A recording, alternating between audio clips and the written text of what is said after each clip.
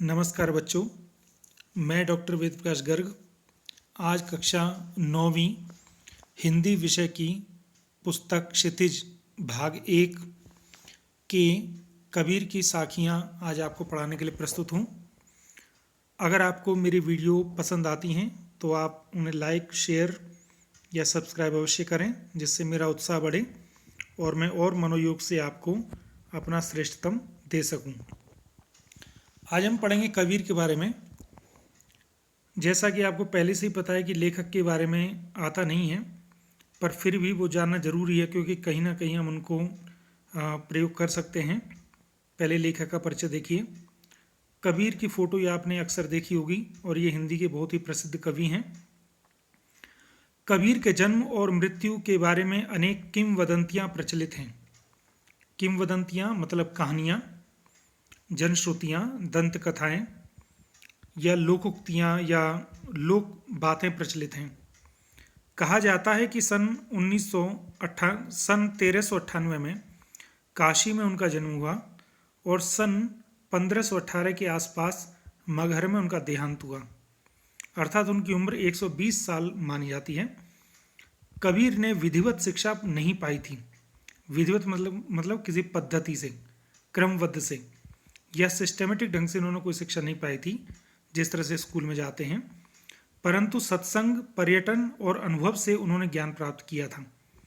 क्योंकि उन्होंने खुद ने लिखा कि मसी कागज छुयो नहीं कलम गही न हाथ, कि उन्होंने कभी स्याही, पेन, पेंसिल हाथ में पकड़ी नहीं थी, अर्थात वो कभी स्कूल नहीं गए थे।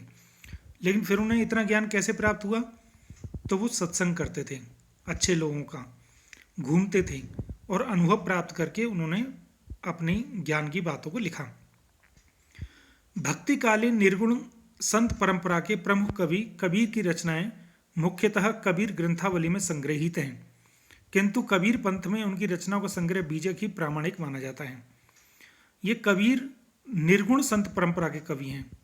निर्गुण मतलब आप जानते होंगे हिंदी में भक्ति काल को हिंदी का स्वर्णिम युग कहा जाता है और उस समय लोगों ने भक्ति की रचनाएं की थी। भक्ति की दो धाराएं चली, एक ज्ञान धारा, एक प्रेम धारा।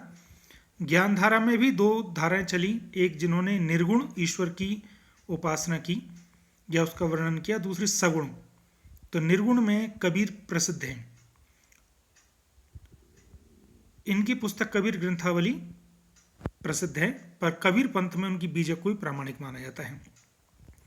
कुछ रचनाएं गुरु ग्रंथ साहब में भी संकलित हैं। कबीर अत्यंत उदार, निर्भय तथा सदगृहस्थ संत थे। सदगृहस्थ संत मतलब गृहस्थ में रहते हुए भी परमात्मा से और आध्यात्मिकता से जुड़े रहते थे। राम और रहीम की एकता में विश्वास रखने वाले कबीर ने ईश्वर के नाम पर चलने वाले हर तरह के पाखंड, भेदभाव और कर्मकांड का खंडन किया। कबीर की मुख्य विशेषता यह है कि उन्होंने कहा कि ईश्वर एक है और ईश्वर के ही अनेक रूप हैं। तो ईश्वर की प्राप्ति के लिए जो कर्मकांड था, पाखंड था, उसका उन्होंने बहुत खंडन किया। उन्होंने अपने काव्य में धार्मिक और सामाजिक भेदभाव से मुक्त मनुष्य की कल्पना की। वो ये चाहते थे ऐसा मनुष्य बने जिसमें सामाजिक भेदभाव नहीं हो, जो हिंदू, मुस्लिम, सिख, ईसाई के भेद के रूप में एक दूसरे से अलग न रहे। ईश्वर प्रेम, ज्ञान तथा वैराग्य, गुरु भक्ति, सत्संग और साधु महिमा के साथ आत्मबोध और जगत बोध की अभिव्यक्ति उनके काव्य में हुई है। भले उनके काव्य में ये बातें हैं। उन्होंने ईश्वर से प्रेम करना, ज्ञान और वैराग्य, गुरु की भक्ति, अच्छे लोगों का संग, अच्छे लोगों का महात्म्य, खुद को जानना, दुनिया को जानना, इसके बारे में बातें हैं। कबीर की भाषा की सहजता ही उनकी काव्यात्मकता की शक्ति है और उनकी कविता की सबसे बड़ी जो ताकत है वो है भाषा की सहजता। अर्थात भाषा उनकी इतनी सरल है, बिल्कुल आम बोलचाल की भाषा। जन भाषा के निकट होने के कारण उनकी काव्य भाषा में दार्शनिक चिंतन को सरल ढंग से व्यक्त करने की ताकत है। ये पाठ प्रवेश है, इसको अभी हम नहीं पढ़ रहे क्योंकि हम साखियों के भाग को अलग पढ़ेंगे, शब्द के भाग को अलग, और वहाँ पर पढ़ते समय ये स्वयं मैं आपको बता दूंगा। साखियाँ। साखियाँ शब्द का अर्थ क्या है? साखियाँ शब्द का अर्थ है शिक्षाएं। साखी शब्द बना है शिक्षा से। और उसका अपभ्रंश रूप है साखी, और उससे बन गया साखियां, मतलब सीख। और ये जो 7 दोहे इन्होंने लिए हैं, ये 7 दोहे इनकी अलग अलग अंग से हैं। अर्थात इन्होंने जो पुस्तक लिखी थी उसमें इन्होंने पुस्तक तो नहीं लिखी थी, इनके दोहों को संकलित किया गया था। ये अंग कहते हैं अलग अलग भागों से, मतलब जैसे कोई गुरु महात्म्य का भाग है, इस तरह से। तो पहला हम पढ़ते हैं दोहा। दोहे पढ़ना आप जानते होंगे, एक बार फिर से मेरे साथ पढ़ें। मान सरोवर सुभर जल, हंसा केली कराही, मुक्ता फल मुक्ता चुगे, अब ओड़ी अनत न जाही। देखिए, ये थोड़ा गूढ़ अर्थ वाला दोहा है। इसको 2 तरीके से समझेंगे। देखिए, पहले क्या है, इसको तालाब के अर्थ में समझिए कि मान सरोवर सुभर जल, कि मान सरोवर है जो कि आप जानते हैं कैलाश में है, उसमें सुभर जल, शुभ्र जल है। शुभ्र मतलब बिल्कुल साफ। एक मान सरोवर है जो कि बहुत ही पवित्र तालाब है हिंदू ग्रंथ और माइथोलॉजी के हिसाब से। उसमें शुभ्र जल भरा हुआ है, शुभ्र मतलब सफेद। और हंसा केली कराही, और उसमें हंस जो है खेल कर रहा है। केली मतलब खेल, क्रीड़ा, क्योंकि सब पानी में हंस खेलते हैं। और मुक्ता फल मुक्ता चुगे, और वो हंस मुक्त होकर के मुक्ता फल को, मोती रूपी फलों को चुग रहा है। क्योंकि वो विशेष सरोवर है तो वहां पर मोती होते हैं, उनको खाता है। अब उड़ी अनत न जाई, अब वो अन्नत, अनत मतलब अन्यत्र, और कहीं पर भी उड़ना नहीं चाहता है। तो समझ में आ गया होगा आपको। एक मान सरोवर तालाब है जिसमें बिल्कुल साफ पानी है, हंस उसमें खेल कर रहा है, और वो मुक्त होकर के आज़ादी से मोती रूपी फलों को खा रहा है, चुग रहा है, और अब उसका कहीं भी उड़ करके जाने का मन नहीं कर रहा है। अब इसके दूसरे अर्थ में समझिए कि कोई व्यक्ति है जो कि साधना करता है, भक्ति करता है, भजन करता है, तपस्या करता है, तो उसके बाद वो व्यक्ति मान सरोवर में पहुंच जाता है। मान सरोवर कहते हैं कि जो हमारे शरीर में 8 चक्र हैं, मूलाधार, स्वादिष्ठान, मणिपूरक, हृदय चक्र, आज्ञा चक्र, बिंदु चक्र, इसी प्रकार से सबसे अंत में हमारे शरीर में होता है सहस्त्रार चक्र, जहाँ पर बिल्कुल व्यक्ति आनंद में डूब जाता है। तो कहते व्यक्ति के जो प्रभु भक्त है उसके पास भी मान सरोवर है, और उसमें बिल्कुल शुभ्र आनंद की स्थिति है। और वहाँ पर वो हंस, हंस मतलब जीवात्मा, मतलब व्यक्ति की आत्मा खेल खेलती है, खेल में आनंद मिलता है। और मुक्ता फल मुक्ता चुग, और वो मुक्त होकर के बिल्कुल आज़ादी से मुक्ता फल चुग रहा है, मतलब आनंद के फल को चुग रहा है। और अब उड़ी अनत न जाई, अब वो अन्यत्र और कहीं पर भी जाना नहीं चाहता, वो साधना की अवस्था में ही रहना चाहता है। तो इसमें जो है समाधिरत आनंद का वर्णन दिखाया गया है, और ये दिखाया गया है कि सांसारिक आनंद से बड़ा समाधि का आनंद होता है। तभी आपने देखा होगा कि क्या जरूरत थी भगवान बुद्ध को महल छोड़ करके जाने की, क्या जरूरत थी भगवान महावीर को महल छोड़ करके जाने की, और उसके बाद उन्होंने जंगलों में जा करके समाधि की, और समाधि का देखिए उनको क्या आनंद उनके चेहरे पर दिखाई देता है, क्या स्मित और क्या प्रसन्नता उनके चेहरे पर दिखाई देती है, क्योंकि वो चाहते हैं, वो जानते हैं यही आनंद सबसे बड़ा है। तो मुझे उम्मीद है आपको समझ में आ गया होगा। अगला, प्रेमी ढूंढत में फिरूं, प्रेमी मिले न कोई, प्रेमी को प्रेमी मिले, सब विषय अमृत होई। वो ये कह रहे हैं कि प्रेमी ढूंढत में फिरूं, मैं प्रेमी को ढूंढता रहता हूं। मैं जो प्रेमी हूं, प्रेमी ढूंढत में फिरूं, मैं जो है प्रेमी को ढूंढता रहता हूं, ईश्वर को ढूंढता रहता हूं। लेकिन प्रेमी मिले ना कोई, लेकिन मुझे कोई ईश्वर नहीं मिलता है जिसे मैं प्यार करता हूं। और प्रेमी को प्रेमी मिले, अगर प्रेमी को प्रेमी मिल जाए तो सब विष अमृत होए, तो सारा जहर अमृत हो जाए। अब देखिए इसका थोड़ा अर्थ समझने की कोशिश करें। वो ये कहना चाहते हैं कि मैं ईश्वर को ढूंढता हूँ लेकिन वो मिलता ही नहीं है। उसका कारण क्या है? मिले तो तब जब वो अलग हो, वो खुद में ही है। और विश्व दुनिया के जितने दुख हैं अगर उसको जान लिया जाए तो वो अमृत हो जाता है।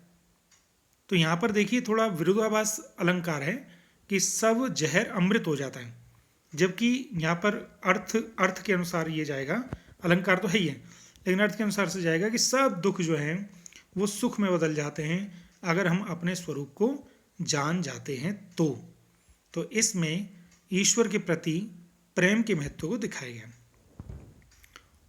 उसमें दो प्रेमी हैं, एक कवि अपने आप को मान रहा है और एक परमात्मा को मान रहा है। तीसरा दोहा देखिए, हस्ती चढ़िए ज्ञान को सहज दुलीचा डारी, स्वान रूप संसार है भूखन दे झक मारी। इसको भी हम दो तरीके से समझेंगे कि आप ज्ञान की हस्ती पर चढ़ जाइए, ज्ञान के हाथी पर चढ़ जाइए। ज्ञान हम अलग से लेंगे। देखिए आप कहते हैं आप हाथी पर चढ़ जाइए। कैसे? सहज दुलीचा डारी, सहज मतलब स्वाभाविक रूप से, मतलब कोमल, दुलीचा मतलब उसके ऊपर एक कालीन डाल करके आप एक हाथी पर बैठ जाइए और उस पर एक सहज मतलब जो आपको असहज ना करे ऐसा आसान और आरामदायक उस पर आप अपना आसन डाल लीजिए, कालीन डाल लीजिए और मस्त हो गए, चलते रहिए। क्यों? स्वान रूप संसार है। ये जो दुनिया है स्वान रूप है, कुत्ते की तरह से श्वान का स्वान बना है। स्वान रूप संसार, ये संसार तो कुत्ते की तरह से भूकन दे, उन्हें भौंकने दे और झक मारने दे, उन्हें अपना वक्त गंवाने दे। अब दूसरी तरफ देखिए कि आप ज्ञान के हाथी पर चढ़ जाइए, मतलब आप ज्ञान रूपी हाथी पर चढ़ जाओ, आप अपना ज्ञान का सामर्थ्य पैदा कर लो। तो यहाँ हस्ती के दो अर्थ हैं, एक हस्ती का अर्थ है हाथी और एक हस्ती का अर्थ है अपनी ताकत, सामर्थ्य। सहज दुलीचा डारी, और उस पर बिल्कुल प्रेम रूपी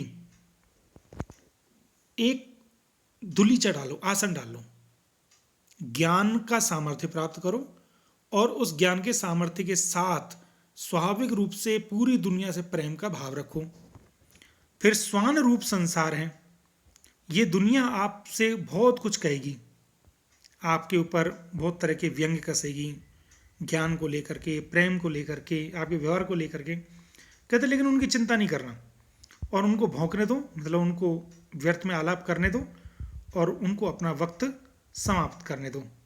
तो इसमें जो है इन्होंने प्रेम रूपी व्यवहार और ज्ञान की प्राप्ति के लिए कहा है और ये कहा है कि सांसारिक जो माया है ये सब व्यर्थ है।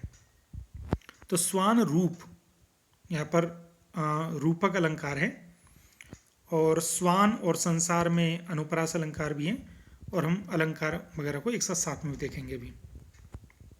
चौथा देखिए, पखा पखी के कारणे सब जग रहा भुलान, निरपख होई के जे हरि भजे सोई संत सुजान।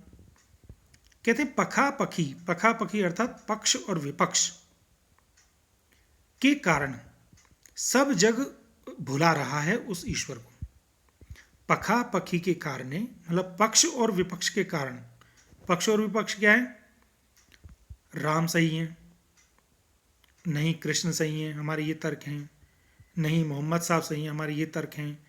तो जो व्यक्ति अपने अपने ईश्वर को सिद्ध करने के लिए अलग अलग अपने तर्क और वितर्क लेता है, पक्ष और विपक्ष लेता है, कहते उसके कारण सब जग रहा भुलान।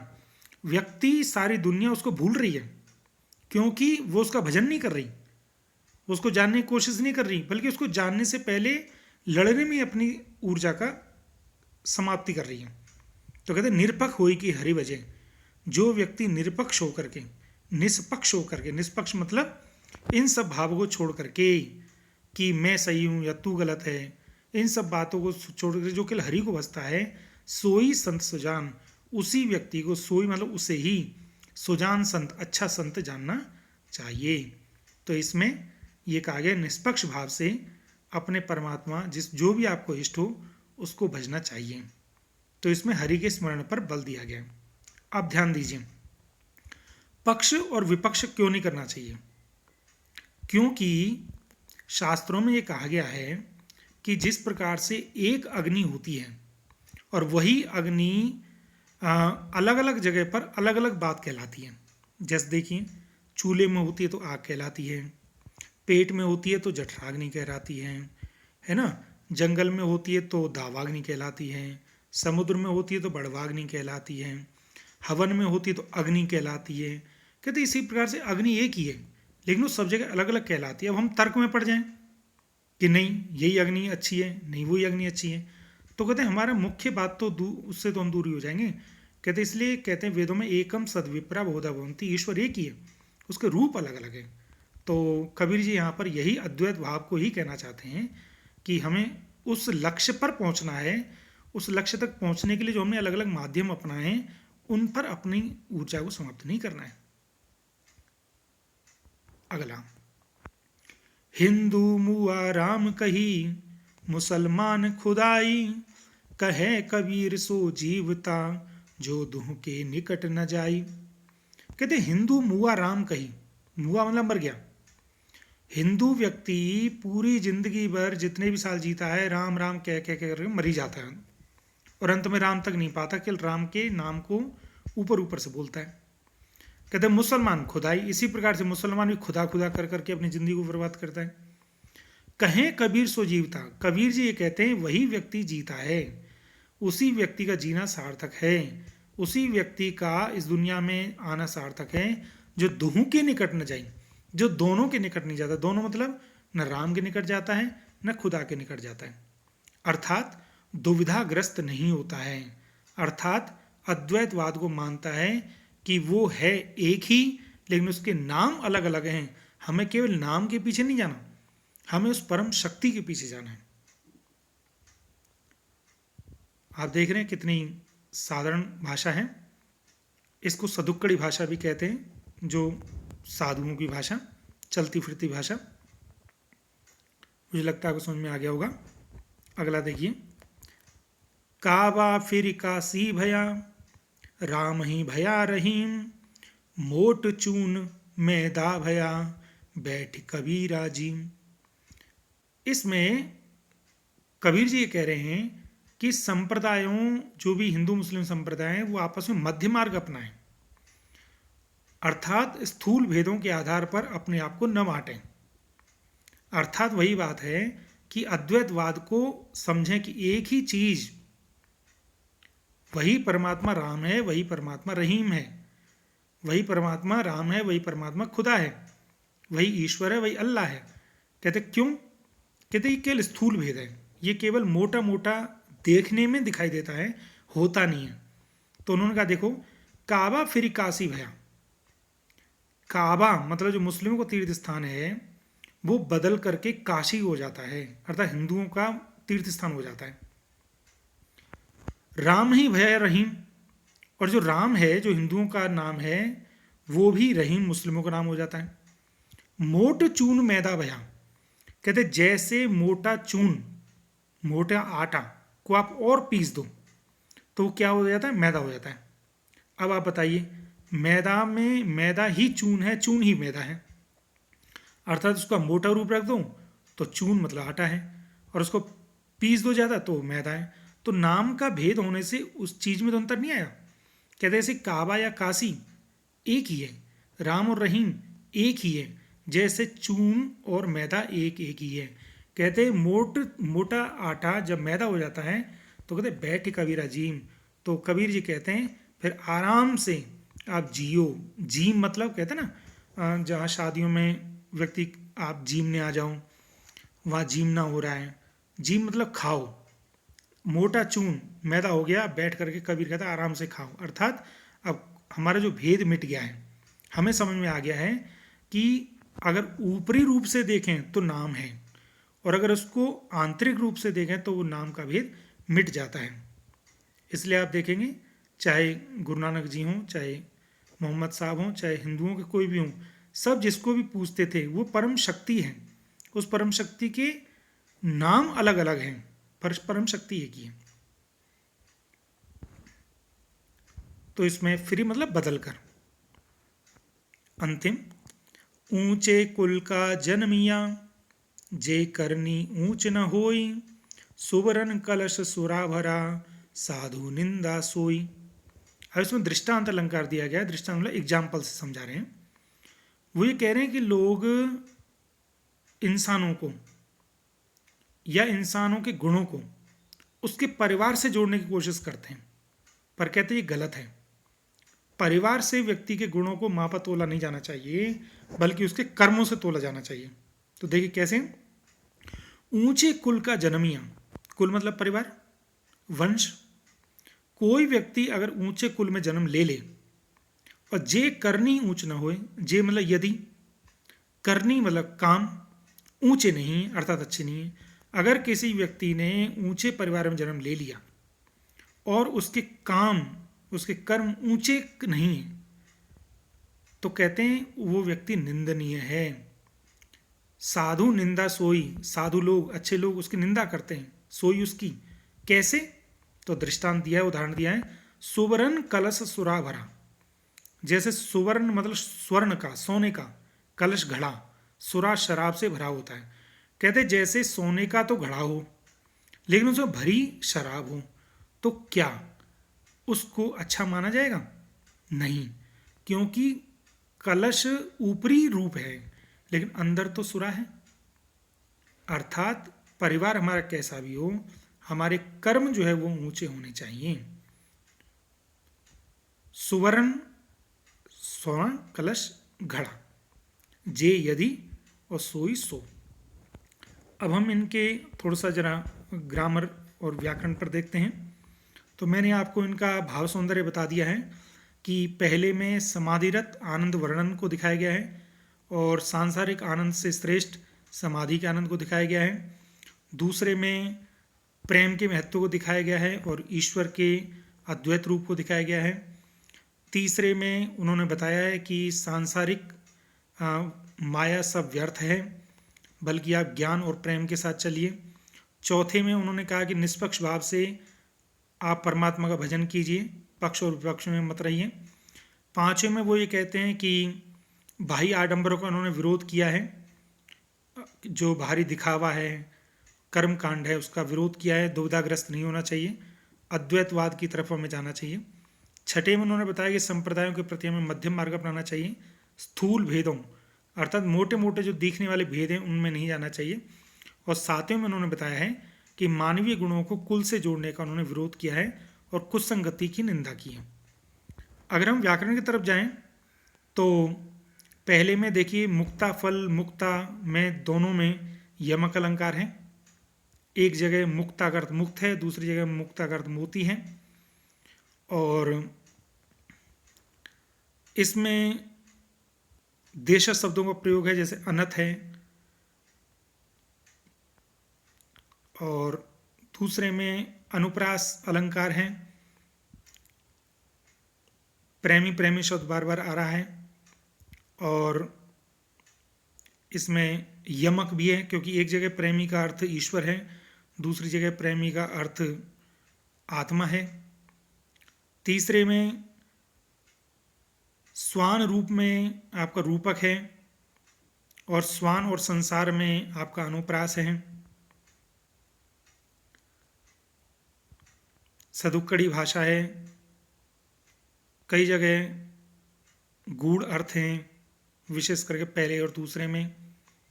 भक्ति की ओर कबीर जी ले जाना चाहते हैं और दृष्टांत अलंकार हैं। साखियों का शब्द मैंने आपको बता दिया, शिक्षाएं। तो इन सातों दोहों को लिखेंगे, इनके भाव सौंदर्य भाषा सौंदर्य को भी लिखें और इनके अर्थ को भी लिखें। अब इसके अगर हम प्रश्नोत्तर को देखें तो प्रश्नोत्तर देखिए, मानसरोवर से कवि का क्या आशय है, मतलब क्या मतलब है। तो आप करेंगे कि वो एक तरफ मानसरोवर का अर्थ कैलाश स्थित मानसरोवर है, दूसरा मानसरोवर का अर्थ समाधि में स्थित व्यक्ति का सहस्त्रार चक्र है। कवि ने सच्चे प्रेमी की क्या कसौटी बताई है। तीसरे दोहे में कवि ने किस प्रकार के ज्ञान को महत्व दिया है। इस संसार में सच्चा संत कौन कहलाता है।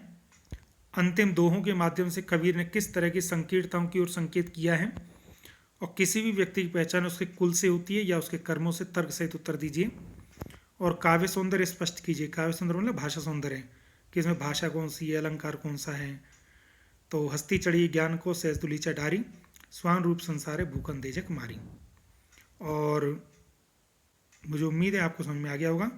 अगर आपको समझ में आ गया होगा तो आप इस कार्य को अवश्य करें और इसे वीडियो को लाइक, सब्सक्राइब, शेयर अवश्य करें। एनसीईआरटी का मैं धन्यवाद करता हूँ जिसकी पुस्तक का मैंने इसमें प्रयोग किया है। बहुत बहुत धन्यवाद। जय हिंद, जय भारत।